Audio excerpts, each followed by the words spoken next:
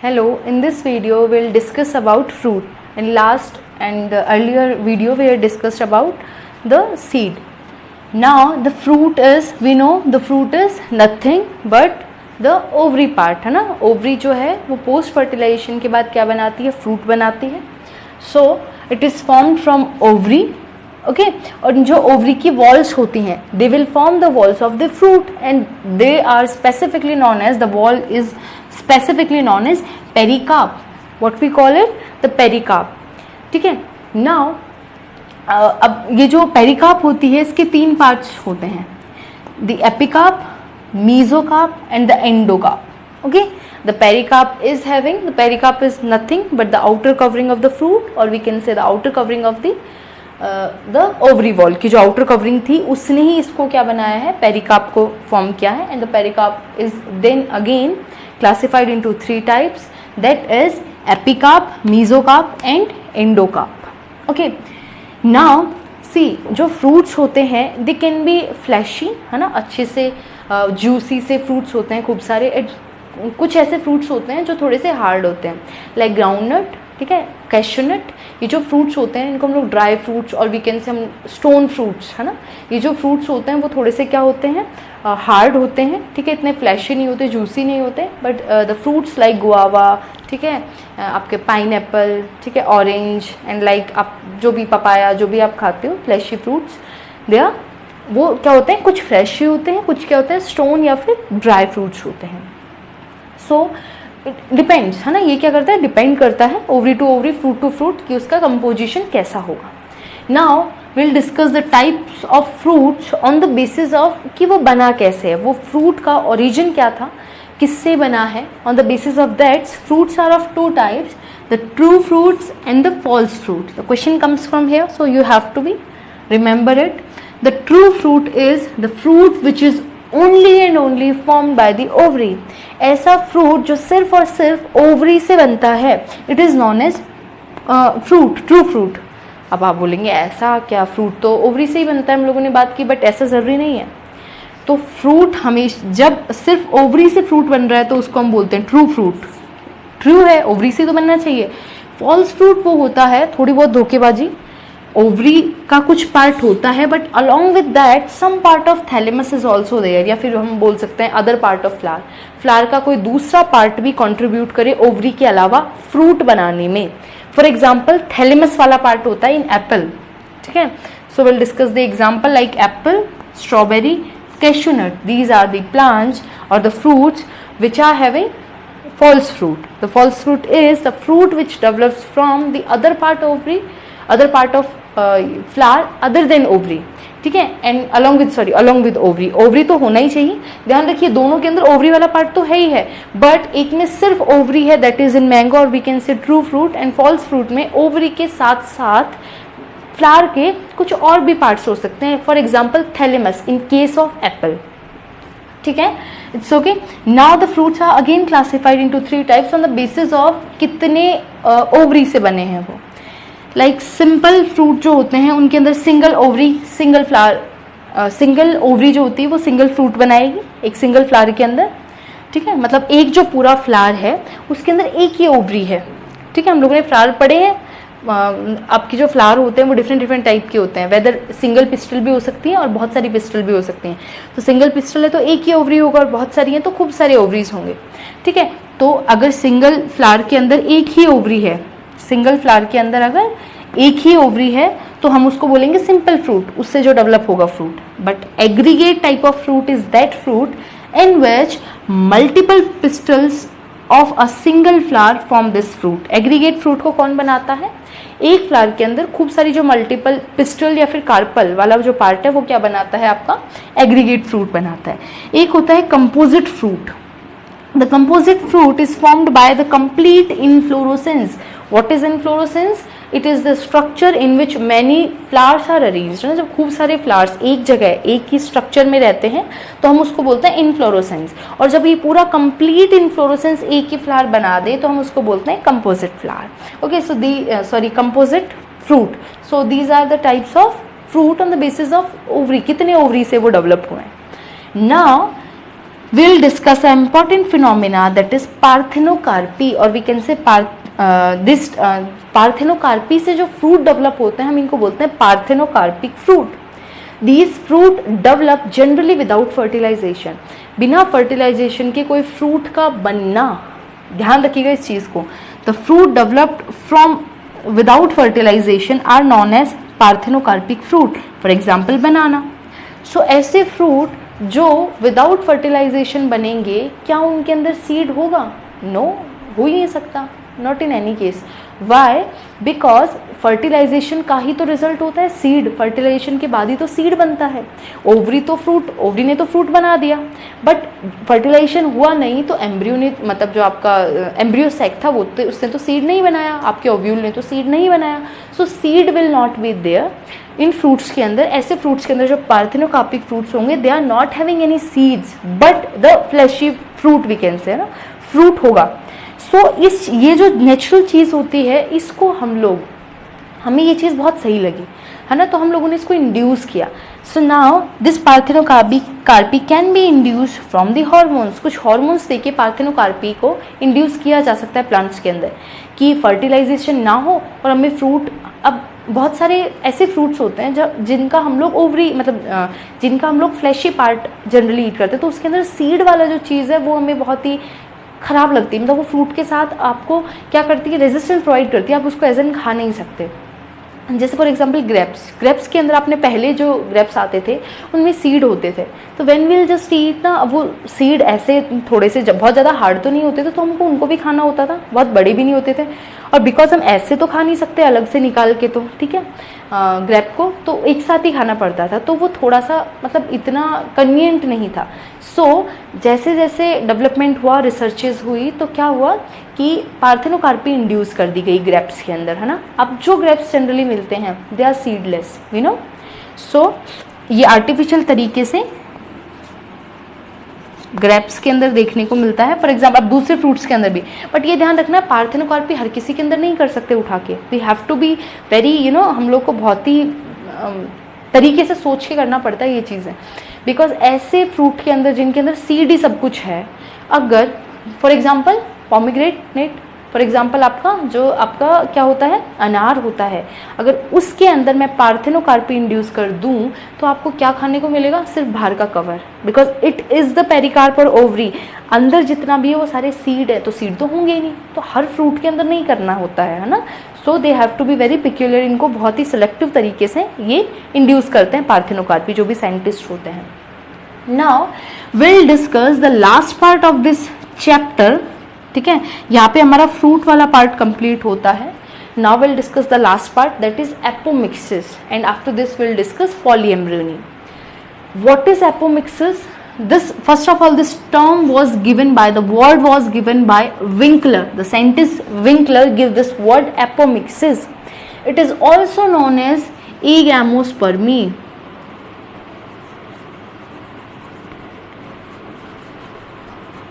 It is also known as agamospermy.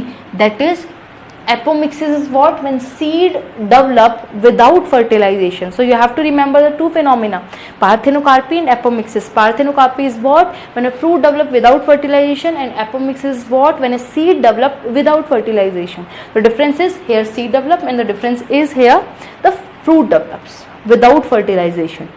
ठीक है. Now it mimics the sexual reproduction. Actually it is asexual reproduction. It is a type of asexual reproduction in the plants, but it mimics the sexual reproduction. Sexual reproduction को ही mimic करता है, मतलब बाकी सारे function हो जाते हैं, ठीक है, आपके जो भी गैमिट्स हैं वो बन जाते हैं, बट फर्टिलाइजेशन नहीं होता. ठीक है, तो हम इसलिए इसको हम लोग क्या बोलते हैं, एगैमोस्पर्मी बोलते हैं. जो ओव्यूल, अनफर्टिलाइज जो ओव्यूल है वो क्या बना देता है, सीड बना देता है. ठीक है. Now the examples are grasses and some species of class Asteraceae. You have to be remember this thing.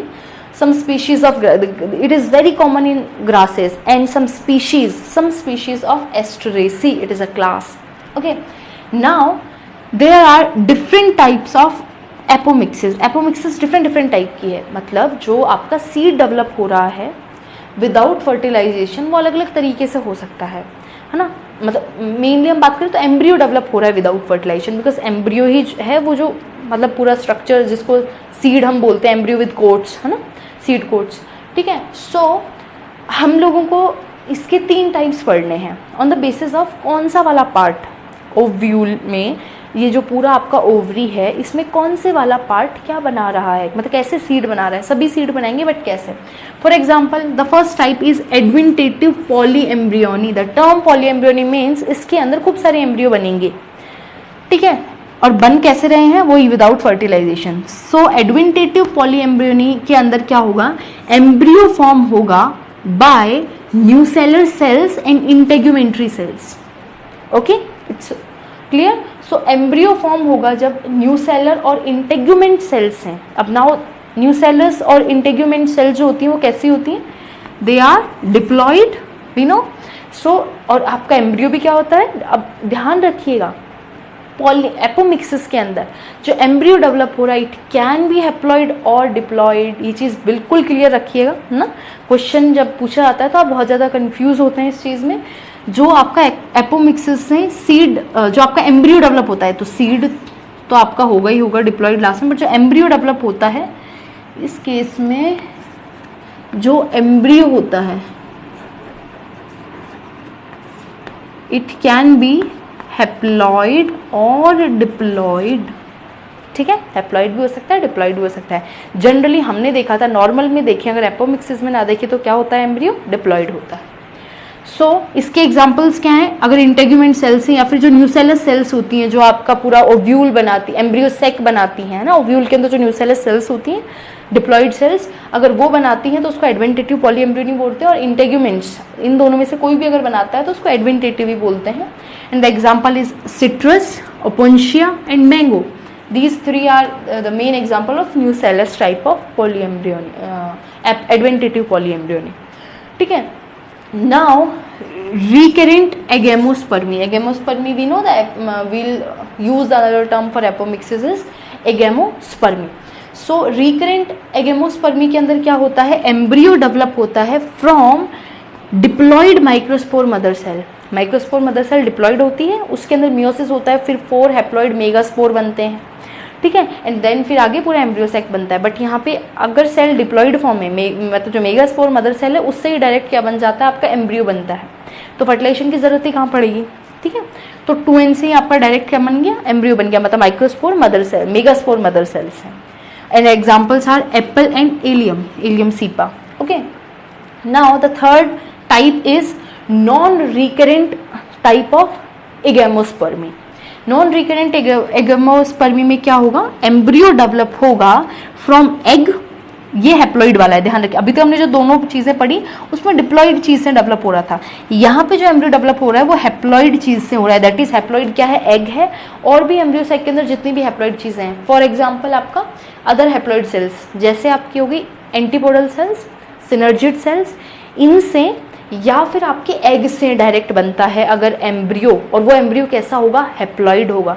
सो ध्यान रखिएगा इन दोनों केस में, दैट इज एडवेंटेटिव एंड रिकरेंट में डिप्लॉइड एम्ब्रियो बन रहा है, बिकॉज जो स्ट्रक्चर्स इसको बना रहे हैं वो डिप्लॉइड है, मतलब जो सीड बन रहा है उसके अंदर जो एम्ब्रियो है वो इन दोनों के केस में तो क्या है, डिप्लॉइड है, but in case of non recurrent type the embryo is haploid in such seeds. In seed के अंदर एम्ब्रियो क्या है, हैप्लॉइड है। सीड तो डिप्लॉइड होगा, सीड की हम बात नहीं कर रहे हैं ना, सीड के अंदर जो ये एम्ब्रियो है वो क्या है, हैप्लॉइड है।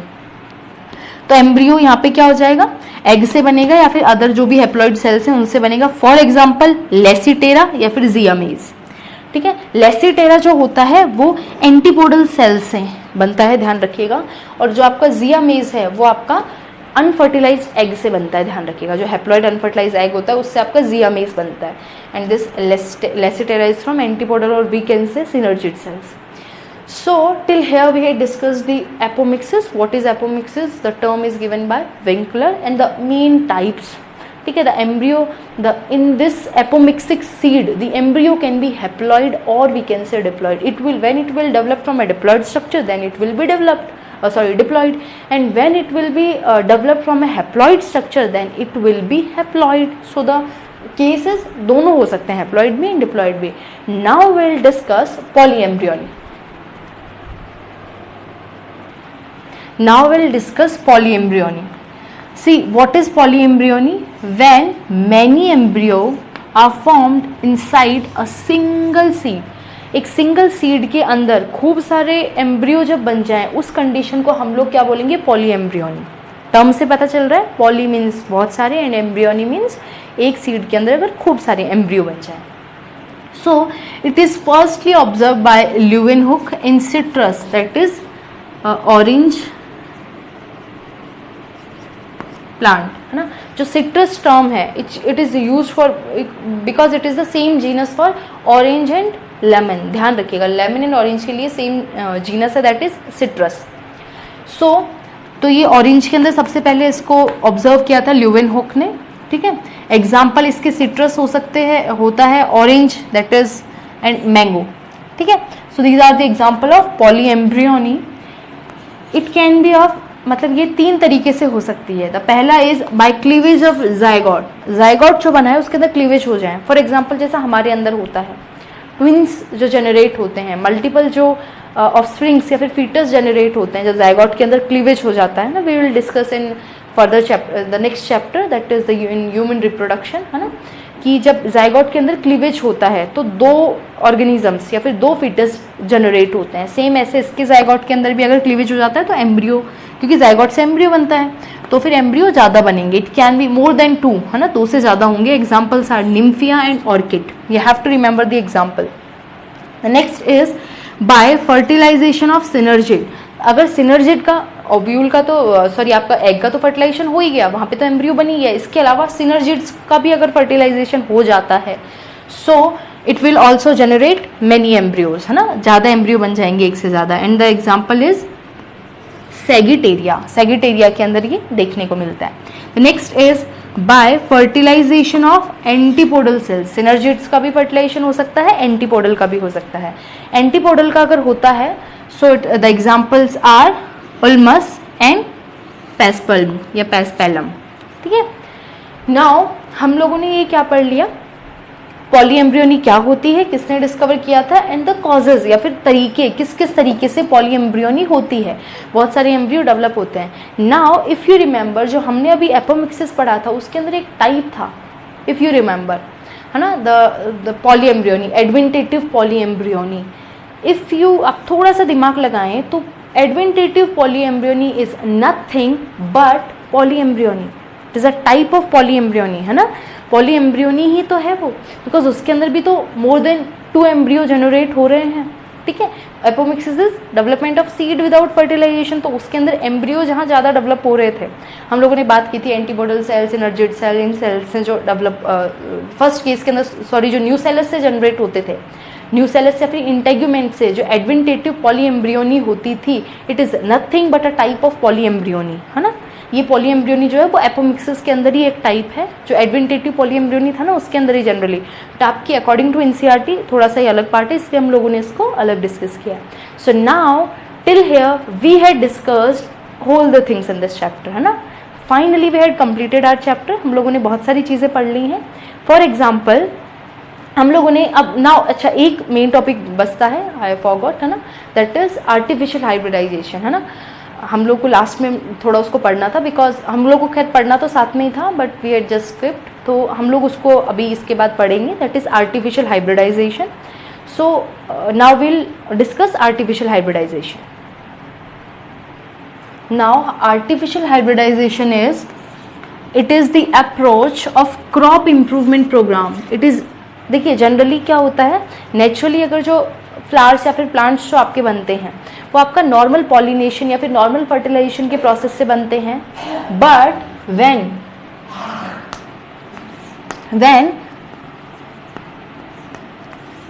हम लोग आर्टिफिशियली, तो हमको कुछ कैरेक्टर डालने हैं एक फ्लावर के अंदर.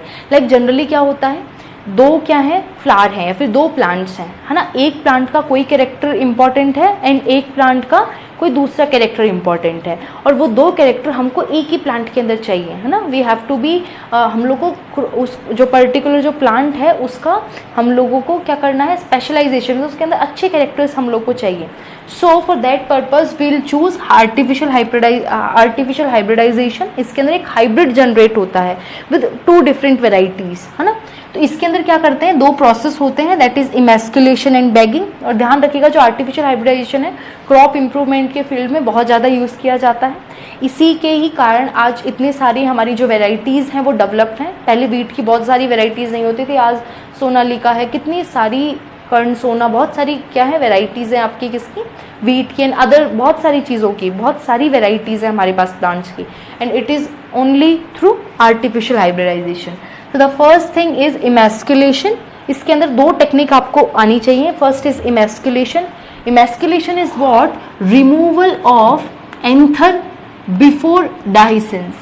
डाइसेंस होने से पहले एंथर को हटा देना इज कॉल्ड इमेस्कुलेशन, ठीक है। और it is important only in bisexual flower. एक फ्लावर है जो कि बाइसेक्सुअल है, ठीक है, जिसके अंदर एंथर भी है, स्टिग्मा भी है। अच्छा, इसके अंदर हम लोग ये सब क्यों कर रहे हैं, हम लोगों को हमारे डिजायर्ड कैरेक्टर चाहिए। मैं चाहती हूँ प्लांट नंबर 1 प्लांट नंबर 2 से, मैंने 2 प्लांट चूज़ किए और मैं चाहती हूँ यही एक दूसरे से फर्टिलाइज करें, तो इनके पॉलन ग्रेन एक दूसरे पे गिरने चाहिए। सो फॉर दैट इस पर्पस को लिए, इस चीज़ को अचीव करने के लिए हम लोग को ये 2 टेक्निक्स करनी पड़ती हैं, ठीक है।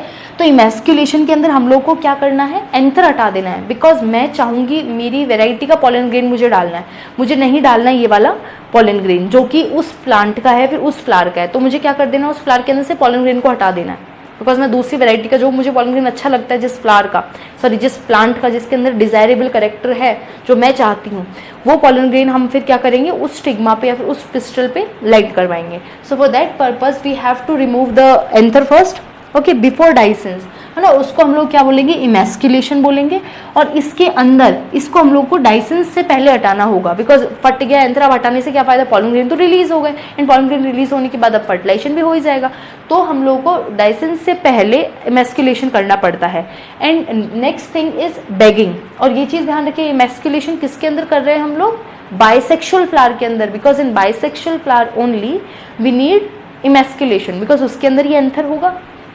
So now the bagging. In bagging, the covering of emasculated flower with a bag, which is mainly made up of butter paper, है ना। बटर पेपर का एक छोटा सा क्या होता है, एक कवर, एक बैग आता है। उसको क्या करते हैं, वो जो फ्लावर है जिसको हमने अभी भी मैस्कुलेट किया है विद, और ये जो मैस्कुलेशन होता है, ऐसे नहीं आपने उठाया फ्लावर को, येलो जी मैस्कुलेशन कर दिया, है ना, हम तो साइंटिस्ट हैं, ऐसे नहीं होता। अच्छे से बहुत एक तरीका होता है, फोर्सिप ली जाती है, उससे बहुत सही से उसको पकड़ के, नहीं आपने फ्लावर ही तोड़ लिया फिर मैस्कुलेशन कर रहे हो, तो फ्लावर तो टूट गया, मेन अटैचमेंट तो हट गया ना। तो ऐसे नहीं होता, बहुत अच्छे तरीके से मैस्कुलेशन करना पड़ता है, फोर्सिप से हटाना पड़ता है बहुत सही से तरीके से, लेंस लेकर के, ठीक है। And then bagging is what, उस इमेस्कुलेटेड फ्लावर को जिसका हम नहीं चाहते हैं कि वो मन चाहे पॉलन ग्रेन से, मतलब किसी भी पॉलन ग्रेन से पॉलिनेटेड हो, तो हमने इमेस्कुलेट करके उसको कवर कर दिया ताकि वो और किसी भी फालतू के पॉलन ग्रेन से पॉलिनेट ना हो जाए। हमने उस स्टिग्मा को कवर कर दिया। नाउ जैसे वो स्टिग्मा मतलब रिसेप्टिव हो जाएगी या फिर वो फ्लावर पूरा मैच्योर हो जाएगा, फर्टिलाइजेशन का जब टाइम आएगा, देन हम उसको वापस से बैग हटाएंगे, और बैग हटाने के बाद हमारा डिज़ायर्ड पॉलन ग्रेन हम लोग कलेक्ट करेंगे, है ना, डिफरेंट स्पीशीज़ या फिर जो भी हम चाहते हैं जिस स्पीशीज़ से, वहाँ से डिज़ायर्ड पॉलन ग्रेन लेंगे, एंड देन क्या करेंगे, उसको स्टिग्मा के ऊपर डाल देंगे। नाउ उसको रीबैग कर देंगे ताकि कोई दोबारा से पॉलन ग्रेन आके, है ना, जनरली होता है ऐसे के अंदर कि वो अपनी को खुद की ग्रोथ को कम कर दे और दूसरी पॉलन ट्यूब जल्दी ग्रो कर जाए दूसरे पॉलन ग्रेन की। सो फॉर दैट पर्पस ये 2 टेक्निक्स होती हैं, emasculation and bagging, and it is for artificial hybridization. मतलब हम लोग अगर आर्टिफिशियल हाइब्रिड बनाना चाहते हैं प्लांट्स के, हमारे डिजायर्ड कैरेक्टर डालना चाहते हैं एक प्लांट के अंदर, तो for that purpose we have to use these 2 techniques, okay. So now we had completed our this part, है ना, हम लोगों ने पूरा चैप्टर कंप्लीट कर लिया है। हमारा एक आर्टिफिशियल हाइब्रिडाइजेशन था, वो भी हमारा कंप्लीट हो गया है। Now from the next video we'll start with the next chapter. Now if you have any query in this chapter you can freely ask, okay, आप बिल्कुल पूछ सकते हैं। एंड प्लीज़ आप इस चैप्टर को अच्छे से पढ़िए, एनसीईआरटी से पढ़िए, मैं बार बार बोल रही हूँ। क्वेश्चन कम्स और बहुत अच्छे क्वेश्चंस आते हैं। वी हैड डिस्कस्ड कि कौन कौन से इंपॉर्टेंट टॉपिक्स हैं और कहाँ कहाँ से क्वेश्चन आते हैं। And the matter which I have given you it is self sufficient, है ना। बहुत आपको कहीं से भी इधर उधर झांकने की या फिर फालतू रेफरेंस बुक लेने की ज़रूरत नहीं है। ये बहुत आपको बहुत सारी रेफरेंस बुक में से ये जो मैटर है वो आपको दिया गया है, ठीक है। आपको किधर से भी और कहीं जाने की ज़रूरत नहीं है, आपको इतने ही मैटर को अपनी कॉपी में लिखना है और आपको NCERT अच्छे से रीड आउट करनी है with the diagrams and their labellings. The diagrams are very much important, I always say, है ना, विद देयर लेबलिंग्स. और आपको साइंटिफिक नेम अच्छे से याद रखने हैं सबके, बिकॉज क्वेश्चन साइंटिफिक नेम पे आ जाता है and we are just like कि भाई हमने तो पढ़ा ही नहीं है, फिर आप करेंगे नहीं. ठीक है, ठीक है. तो ये सारा क्या हो गया, आपका ये चैप्टर कंप्लीट हो गया. From next video will discuss the human reproduction, that is the next chapter. Okay, thank you.